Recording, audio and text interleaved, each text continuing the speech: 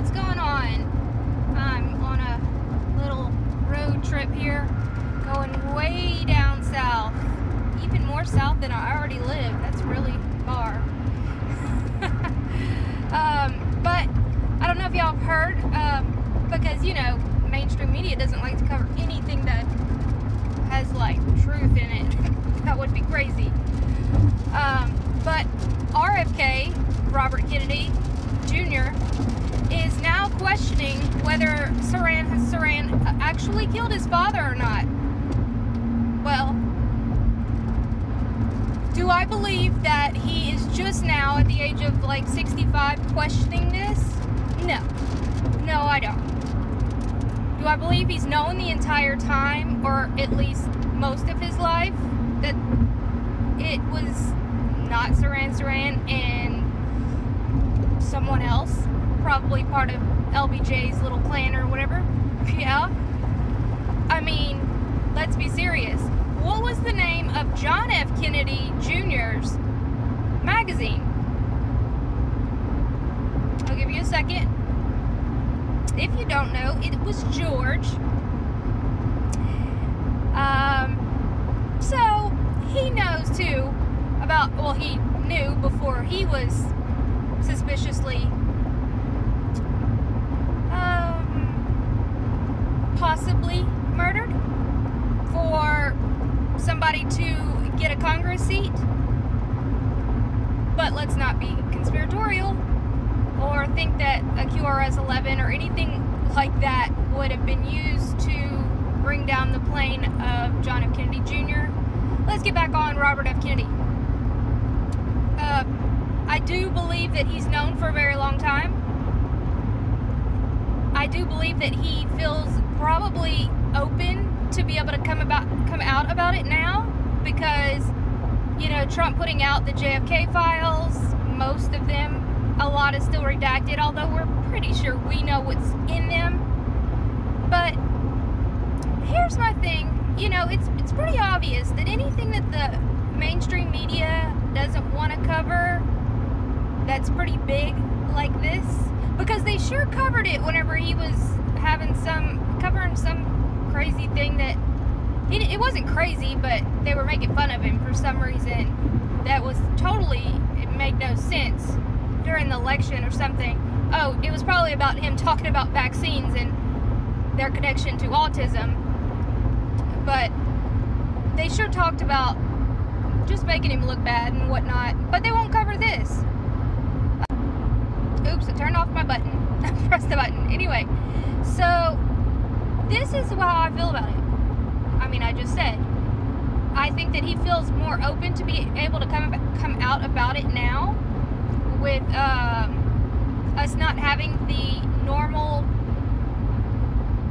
globalist people in power, which is really funny that, you know, nobody's really saying anything, because most of his family is Democratic, but they're like, whoa, they're, you know, we can't be talking about those kind of things, because if he comes out about this, then we're going to have to talk about John F. Kennedy, and, you know, it's not going to look good for our CIA or for the Bushes or LBJ's family, which I don't know. He kind of went into hiding. I think he ended up feeling bad at the end of that. You know, he went off, grew a beard, kind of stayed out of the light, because I think LBJ, you know, he wasn't a good guy, but I think he realized afterward that he was kind of being lied to by multiple sides. You know, he obviously was a little bit narcissistic to want to take the place of John F. Kennedy and be able to murder him, but there was a lot of oil stuff going on, Texas, all of it. There was a lot of different hands that were at play that would easily sway somebody that would want to be in power. But what sucks is, you know, this isn't just about their family. You know, this was about America. You know, John F. Kennedy wanted to do essentially all the things that we're saying right now. You know, get rid of the Federal Reserve, smash the CIA into a million pieces and dust in the wind, or something along those lines. But, you know, they had to get rid of him because we couldn't have any of that. We can't have that. We have to have, like, some global initiative.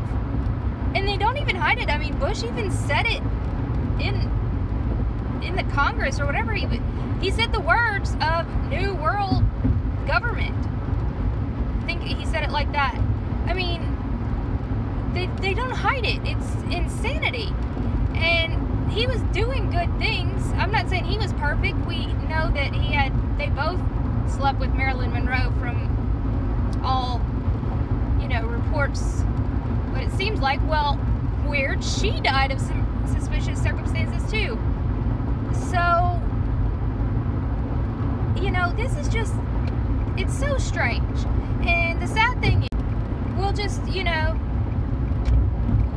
it's like if anybody good in power gets in, they threaten to kill them, murder them. And I'm pretty sure Robert F. Kennedy saw the heat that John F. Kennedy Jr. was getting and was like, well, what's the point in coming out if they're just going to murder me? Because I'm pretty sure that thought has crossed his mind many a times. You know, it's sad that even the families can't speak about it. You know, if your father was killed or whatever, and it was totally bunk. I mean, Saran was in the front of him. He was standing in front of RFK. The bullet came from behind. You don't even need a criminal, I can't even talk. A criminal, like, forensic degree of training.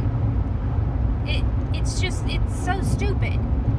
But, you know, I don't think back then, they may have really never even imagined that we'd have internet and be live streaming from our cars and things like that, to where information would be able to get out.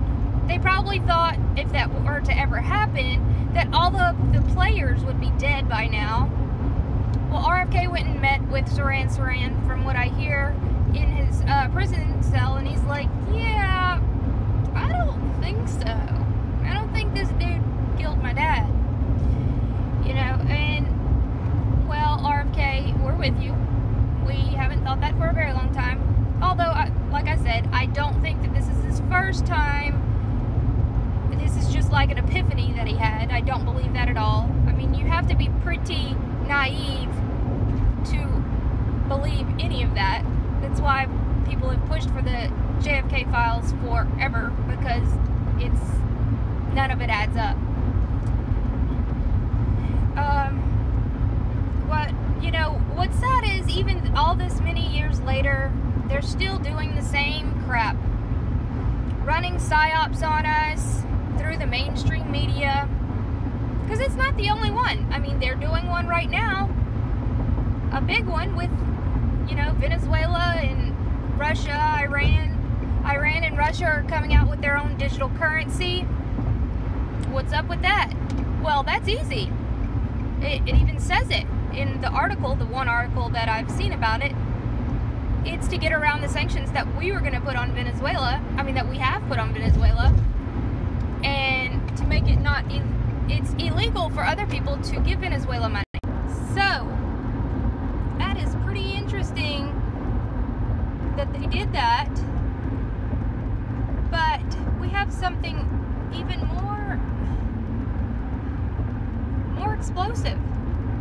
I'm sure, you know, you've heard about the Mormon guy and his wife, you know, getting released from Venezuela.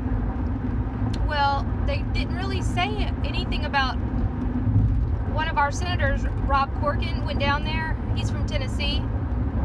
He's also he's on the Council for Foreign Relations and Banking or something. So, what's this? Because let's think about what this guy was down there for. He was there for missionary work. He's a Mormon missionary. They do a lot of mission work, right? Why did he get charged with stockpiling weapons?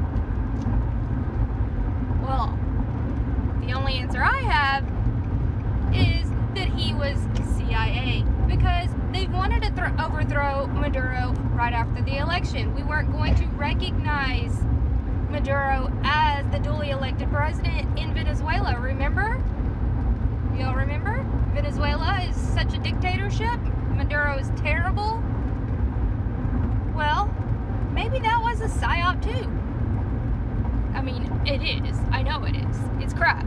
It's a bunch of crap. If you actually look, there are unbiased people that have gone down there to actually see what's going on in Venezuela, and they see the shelves are stocked with food and this and that. Now, there is situations going on in Venezuela. There's no doubt. But that has to do with the Colombians taking their stuff before it even essentially gets off the dang ship. They take the medicine, the toilet paper, but all this stuff that the Venezuelans actually have to go to Colombia to get and pay 10, 12, 100 times the normal price. And we were kind of working hand in hand. But now with all of these extraditions going on, all of this stuff, it is quite the story. Like I said in my other video, this is like a movie script, but it's real life. This is insanity. So was this Mormon guy CIA operative? Can't say for a fact, but he went down there back in 2015, I believe, during a different administration. And my take on it is, Trump actually said, let's see what's really going on here. Maybe we were not right to actually do all these crazy sanctions, because it is terrible for our economy, and it looks really bad because he was duly elected. Maduro was duly elected. If you look at Maduro's his campaign and stuff like that, it looks like Trump rallies, y'all. Seriously. So I want you to think about this before anybody says, oh my God, she's crazy. She's for Maduro. He's crazy. Slow your roll and think about it. How many countries right now believe that Trump is just horrific and he essentially is a dictator? They don't think anybody really supports him because Hillary's going around the country talking about her sad story of being a woman. Oh, shut up. Yeah, that's a whole nother video. Her and that Facebook. Oh my God, she wants to be the CEO of Facebook. Okay, let me not get off track. So, I think he saw the error of actually trying to sanction Venezuela. But oh God, that's what I was saying. There are countries right now that think, oh my gosh, Trump is terrible. Well, I can't believe y'all actually elected him and this and that. Or even people in our own country that believe that. Is Trump perfect? No. But is he trying his best? I sure the hell think so, because anybody in their right freaking mind that's a billionaire would have freaking resigned by now. Said, take the reins, I'm out. I mean, he's got property all over the world. That's my take on it. So I think he saw that was a stupid idea, because he didn't actually, from what I understand, he didn't actually implement the sanctions. He doubled down on Obama's sanctions, saying, yeah, we're going to keep them in place. Maduro's a dictator and this and that. But, when all is said and done, you actually talk to the people and go down there and see what's, oh my God, this is a terrible wreck. Holy crap. That was crazy. Okay, I'm back. I think that they had a police officer coming, so they obviously know. That was crazy. Okay, so the car was turned over and there was all kind of people. Anyway, if you want to check out South Louisiana over here. Okay, no, really. So, if you really look deep dive into what's going on, the Colombians are taking the stuff.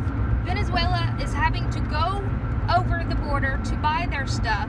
So it's not Maduro keeping this stuff away from them. And do believe this was some type of plan that has been in the works for many, many years, and it was like we were going to just, you know, overthrow Maduro because he's doing what his people need, which is what we want. He's essentially doing exactly what we have been asking of Trump. Maybe not everything, but the whole MAGA, make America great again, make America first again, that's what they're doing in Venezuela. And so Maduro is doing that for his country. But, you know, the media and all of these people made it out to look really way not even correct and made us all believe that he was just this crazy dictator down there. I'm telling y'all, look at, I'll probably show y'all some at the end, the photos from his campaign. It's like Trump rallies. They freaking love him.